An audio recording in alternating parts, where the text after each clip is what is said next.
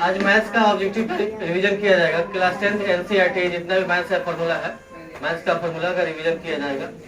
इसका सबसे पहले पढ़ना है यूक्लिड विभाजन के बारे में।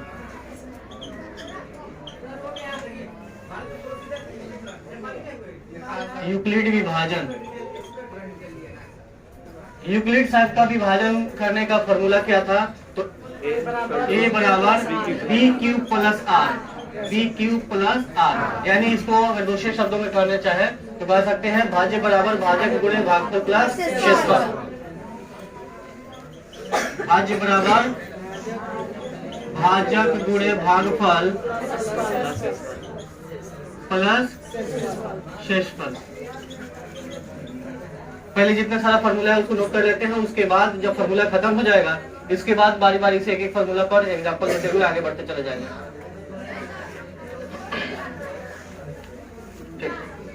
इसके बाद दूसरा टॉपिक आता है, किसी दो संख्याओं का एलसीएम और एचसीएफ मालूम रहता है।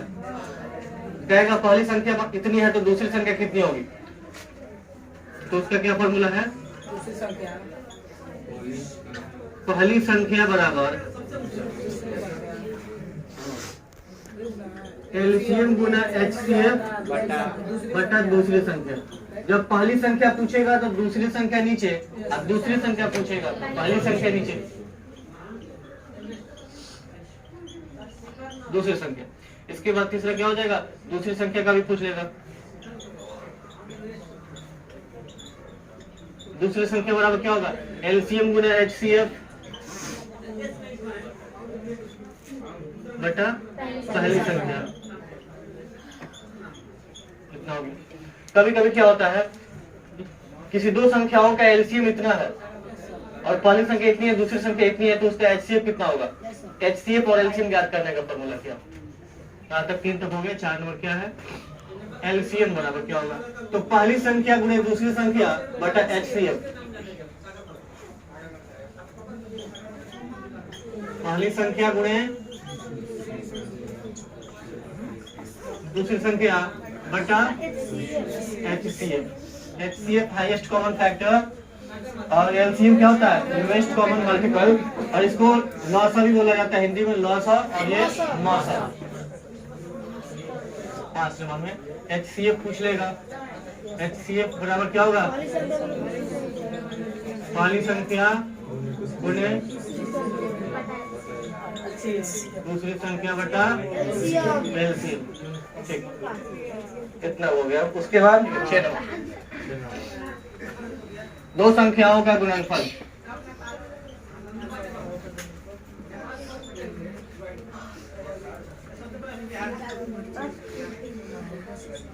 किसी दो संख्या का गुणनफल, कोई भी दो संख्या 42 या 45, 80 या 85, इसका दो संख्या का गुणनफल करने पर किसके बराबर होता है? एलसीएम गुणा एचसीएम। ठीक,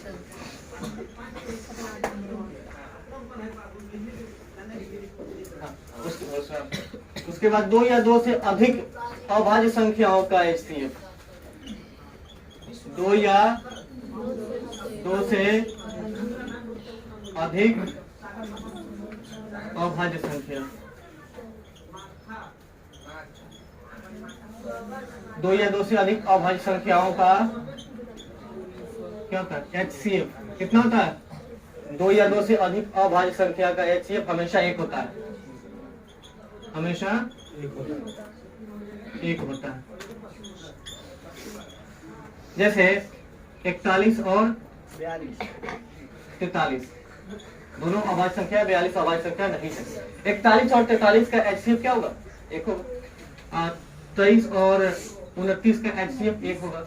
समझ ना? इससे दोनों अभाज्य संख्या। इससे दो से अधिक भी, दो या दो से अधिक अभाज्य संख्याओं का एचसीएफ यानी मौसा कितना होगा?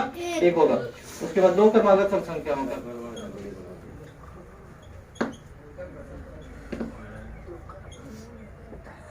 दो क्रमागत सम संख्याओं का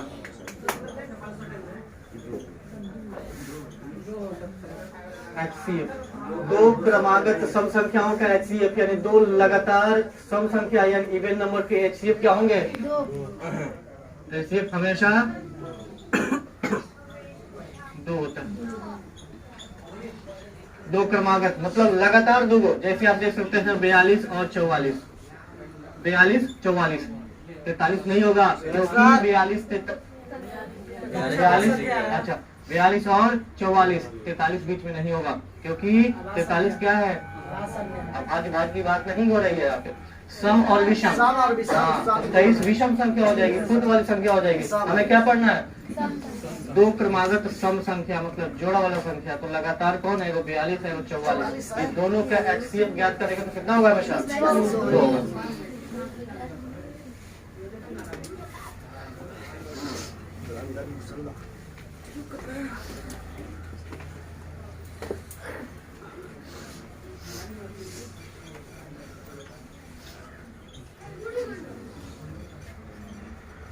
किसी दो क्रमागत संख्याओं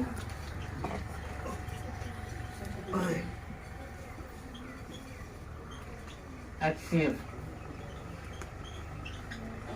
हमेशा एक होता है। क्या ये क्या है, जैसे क्या करा 45 और 46, दो क्रमागत, सम और विषम की बात नहीं हो रही है, यहाँ पे बात हो रही है दो क्रमागत संख्याओं का।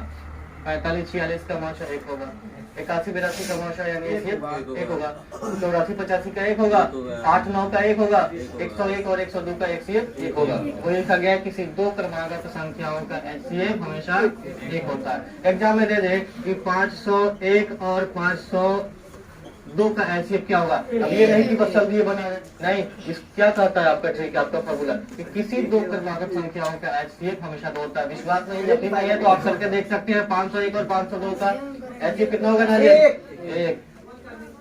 बात 10 नंबर पे है, किसी भी भाज्य संख्याओं को उनके अभाज्य गुणनखंडों के गुणनफल के रूप में लिखा जा सकता है। किसी भी भाज्य संख्याओं को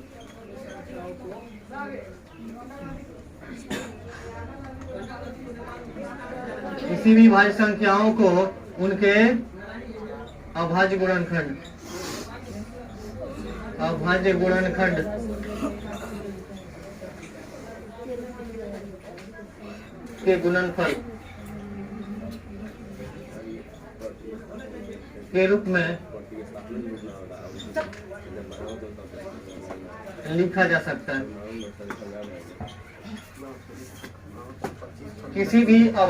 किसी भी भाज्य संख्याओं को उनके अभाज्य गुणनखंड के गुणनफल के रूप में लिखा जा सकता है। जैसे कि कोई भी भाज्य संख्या हो उसको अभाज्य गुणनखंड के गुणनफल के रूप में लिखा जा सकता है। जैसे अभी पूछा जाए आपसे 46, ये 46 भाज्य संख्या की अभाज्य है, भाज्य है, इसमें भाग लग जाएगा। लेकिन जब इसको फैक्टराइज किया जाएगा तो इसको 2 गुना 23 कर दीजिए, 1 गुना 46, 2 गुना 23। ये यहाँ पे 23 भी अभाज्य है और 2 भी अभाज्य है। इस स्थिति में यहाँ पे दोनों अभाज्य है और यहाँ पे हो गया भाज्य। किसी भी भाज्य संख्या को उनके अभाज्य गुणनखंडों के गुणनफल के रूप में लिखा जा सकता है।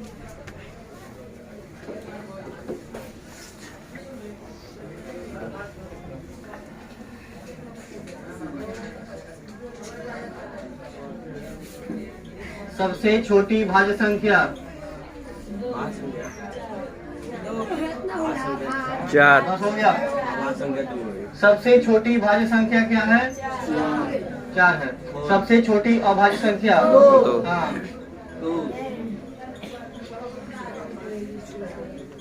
सबसे छोटी अभाज्य संख्या, ठीक है।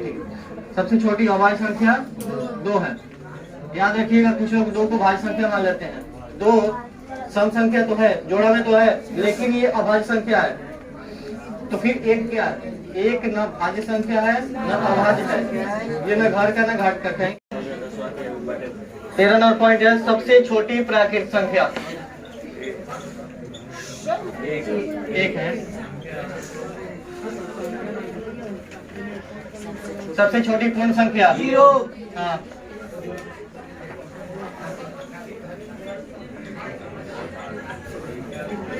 सबसे छोटी पूर्ण संख्या 0 है। सबसे छोटी सम संख्या,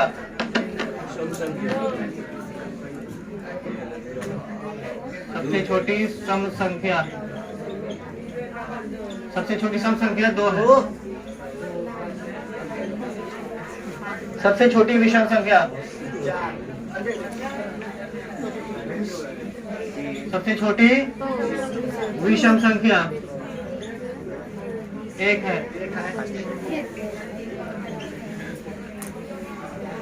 अब जानते हैं परिमेय संख्या के बारे में। Rational number and irrational number के बारे में आप जान लेंगे।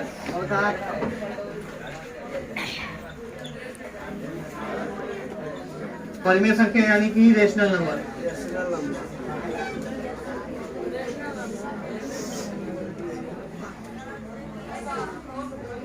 परिमेय संख्या क्या है, किसे कहते हैं, इसका फैमिली क्या है, इसके फैमिली में कितने लोग रहते हैं? यस सर, बता दीजिए। इसका आंसर होगा वैसी संख्या जिन्हें p बटा q के रूप में लिखी जा सकती है जहां p और q कोई पूर्णांक है और and q is not equal to 0। वैसी संख्या जिन्हें p बाई q के रूप में लिखी जा सकती है जहां p और q कोई पूर्णांक है तथा q बराबर नहीं 0 हो, परिमेय संख्या कहलाती है। अब इसके फैमिली के बारे में जानेंगे। इसके फैमिली में कितने लोग रहते हैं?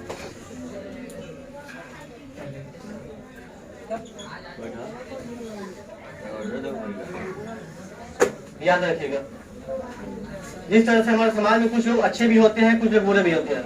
समाज में अच्छे लोगों की संख्या अधिक है और कुछ ही लोग हैं जिससे मतलब समाज बदनाम होता है। उसी तरह से ये मैथ्स में परिमेय संख्या ढेर सारा और कुछ ही अपरिमेय संख्या है जिसकी वजह से ये बदनाम कर रहा है। कोई दिक्कत नहीं है। इससे परिमेय संख्या का फैमिली बहुत बड़ा है। क्या है? सबसे पहले गिनती वाली संख्या में यानी पूर्ण संख्या जितने 0 सहित जितने सारे प्राकृतिक संख्या ना 0, 1, 2, 3, 4, 5 इसके आगे तक कहीं जाइए। फिर माइनस में -1, -2, -3, -4, -5 आगे जहां तक चले जाइए। ये सारी संख्या है परिमेय संख्या। सिर्फ इतना ही नहीं, बट्टे वाला भी कहिएगा। अभी क्या लिख रहा था सर? p बाई q के रूप में लिखे जा सकते हैं। ये बट्टा में एक भी नहीं लिख रहा है। हाँ, 0 तो समझिए कि इसकी मतलब कोई वैल्यू नहीं है 0 यहाँ पे, फिर भी ये परिमेय संख्या है। 9 के पहला चैप्टर का पहला क्वेश्चन, क्या 0 एक परिमेय संख्या है? क्या इसे p बटा q के रूप में लिखी जा सकती है? इसका आंसर होगा हाँ। नहीं कैसा होगा? क्या 0 एक परिमेय संख्या है? क्या इसे p बाई q के रूप में लिखी जा सकती है? तो हाँ, 0 एक परिमेय संख्या है, इसे p बाई q के रूप में लिखी जा सकती है। जैसे 0/9। 0/9 क्या है? ये परिमेय संख्या है। 0 के नीचे कुछ भी रहो, जीरो होगा। क्या होगा? 0 होगा। 0/1 लाख क्यों ना हो? 0 होगा। ये क्या होगा? 0 होगा। 0/1 0 तो बट्टा के शक्ल में हो गया। अंश कितना है? 0। हर कितना है? 9। ये दोनों मिलने के बाद अंश और हर का रूप ले रहा है, यानी बट्टे के शक्ल का रूप ले रहा है। तो ये 0 परिमेय संख्या है, अपरिमेय नहीं। हाँ, उसके बाद जितने सारे बट्टे वाला है 3/4, 5/6, 2/3, 22/7, 8/9। हाँ, इस सारी संख्या क्या रूट में अभी जाइए। इसका फैमिली बहुत बड़ा है। फिर उसके बाद देखेंगे माइनस वाला भी रहेगा। का पॉइंट नंबर 4 इसका -2/3। ठीक है, जब -2/3, 3/4, 1/2, 9 माइनस में सब, अगर माइनस में रहा तब भी -5। ये सारी संख्या है। -2 प्लस में हो उसे कोई मायने नहीं रखता है, ये परिमेय संख्या होगा। फिर उसके साथ इसके बाद क्या? रूट में वैसी संख्या रूट में जो रूट से बाहर निकल चुके, प्राणतर अंसारी इधर रूट वाली संख्या, रूट के अंदर 0 हो, बाहर रूट निकल जाएगा। ये √1, √4, √9, √16, √25। इस तरह से वैसी संख्या जो वर्ग के रूप में हो, स्क्वायर के रूप में हो, रूट से बाहर निकलने के लिए तैयार हो, तो वे सारी संख्याएं क्या कहलाएगी? रूट में होने के बावजूद भी वे संख्याएं परिमेय संख्या कहलाती हैं। अगर ये भी संख्याएं बट्टे में हो तो भी रूट के अंदर 16/25, हो गया ना, क्योंकि 16 के बदले क्या निकलेगा 4 और 5 के बदले 5, 4/5। ये परिमेय संख्या है, परिमेय संख्या √9/81 √1/16। ये सारी संख्या है, परिमेय संख्या है। इसके साथ और क्या हो सकता है 2√3/√3, ये भी परिमेय संख्या है। बहुत हार्ड सर। √3 से √3 कट जाएगा, बच जाएगा 2, तो ये परिमेय संख्या y/5 इस तरह से कट गया। 2√3/9√3, √3 से √3 कट जाएगा, परिमेय संख्या हो जाएगा, बच जाएगा। ठीक, उसके बाद √12/√। ये संख्याएं भी परिमेय है।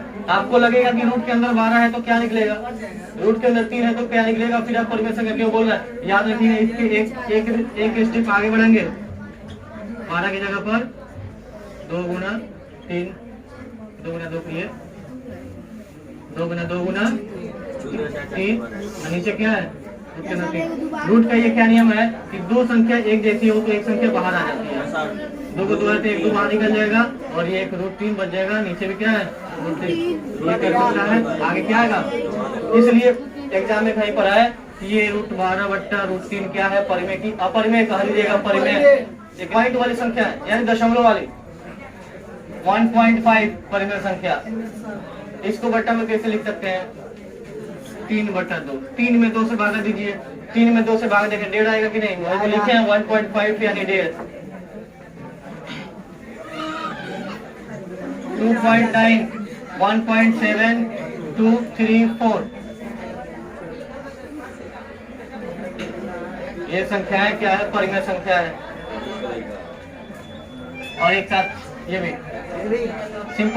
सिंपल यानी कुछ अंकों के बाद जाके रुक जाए, यानी शांत दशमलव प्रसार वाले परिमेय संख्या होते हैं। शांत दशमलव प्रसार वाले परिमेय संख्या होते हैं। उसके बाद 1.12, 12, 12, 12 ऐसे चल रहा है, यानी कि कुछ ही संख्याएं क्या हो रहे हैं, रिपीट हो रहे हैं। क्या हो रहा है, रिपीट होने वाली संख्या क्या कहलाते हैं। तो क्या इसको क्या कर सकते हैं 1.12 बार बार रिपीट हो रहा है तो इसको 1 2 लिख करके रेकरिंग, यानी रेकरिंग वाले संख्याएं भी क्या होते हैं, परिमेय संख्या होते हैं। ये भी उसके बाद ठीक है, उसको 0.6 रेकरिंग, 0.5 रेकरिंग वाले संख्या है, परिमेय संख्या होती है। ठीक है, परिमेय संख्या का फैमिली लगभग खत्म हो गया। 12 नंबर पॉइंट है अपरिमेय संख्या। ऐसी संख्याएं जिन्हें p/q के रूप में नहीं लिखी जा सकती है, जहां p और q कोई पूर्णांक है तथा q is not equal to 0, वैसी संख्या अपरिमेय संख्या कहलाते हैं। तो अपरिमेय संख्या कौन कौन से हैं, बहुत कम ही है जो अपरिमेय संख्या की लिस्ट में आते हैं। ठीक है ना, जो रूट से बाहर नहीं आ सकते, जो जिन्हें बट्टा के रूप में नहीं लिखा जा सकता है, उनका दशमलव प्रसार जिनका अशांत है, कभी खत्म नहीं होगा, वे अपरिमेय संख्या आते हैं। जैसे √2, √3, √5, √8, √10, √11, 7 भी होगा। ऐसे जो रूट से बाहर आने के लिए तैयार नहीं है, कहते ना थूथू जिद्दी, उस तरह की संख्या ये बात 8 होगा। 8 कैसे नहीं होगा, 8 है तो 2 गुना 2 गुना 2, एक 2 निकली, एक और आ जाएगी। 2 के बदले 1 2 बाहर निकलेगा, 1 2 फंस गया, क्या होगा। तो ये संख्या बट्टे में हो फिर भी अपरिमेय संख्या होता है। जैसे 1/√2 अपरिमेय है, √3/√5 अपरिमेय है। ठीक है ना। उसके बाद पॉइंट नंबर 3, वह अशांत दशमलव प्रसार वाले जिसका दशमलव के बाद कभी संख्या खत्म नहीं हो। 1.2 3 4 9 5 6 8 इस तरह से कभी बीमारी इसका ही पकड़ा है, मतलब कौन संख्या रिपीट हो रहा है, कौन संख्या आगे आएगा, कोई लिमिट नहीं है इसकी। तो ऐसी संख्या है दशमलव प्रसार अशांत होती है, और अशांत दशमलव प्रसार वाले क्या कहलाते हैं,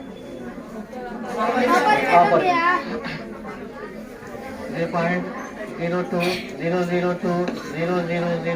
ऐसे ये भी अपरिमेय संख्या है। ठीक है, आज के लिए इतना ही, फिर मिलते हैं नेक्स्ट वीडियो में। जब तक के लिए बाय। और इसके बाद जितने सारे फॉर्मूला है धीरे धीरे, ये पार्ट 1 था, पार्ट 2 पार्ट 3 करके लगभग 8-10 वीडियो हो सकता है। मैथ्स के ये क्लास 10 के जितना फॉर्मूला है सब आ सकता है। और आप इस वीडियो को देखें, जरूर देखें, शेयर करें, सब्सक्राइब करें और चैनल को करें। ठीक, मिलते हैं।